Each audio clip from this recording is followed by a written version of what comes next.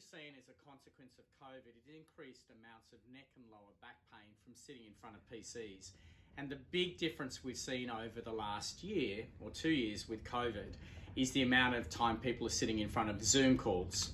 So instead of doing a conference call, that's usually an audio conference call with 3 or 4 people on it, where you would do the conference call and walk around the room and stay very active.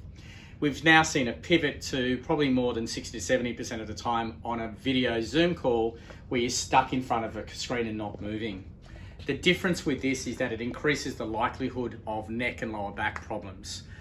Our challenge to patients and our advice would be, when you have an opportunity now, instead of doing Zoom calls, think about pivoting back to audio calls. The advantage from an ergonomic perspective, it puts a lot less pressure on your neck and back. You can get out of the seated position. There's obviously been a change in what people do in COVID-related times in going back in front of a screen. But from a general health perspective, we think and we know that it's much better on your body and walking around, certainly on your neck and backs. And the second part about it, just movement, oftentimes is just good. If you have all meetings all day, it's good to get up and move around. You probably get the heart rate up a little bit.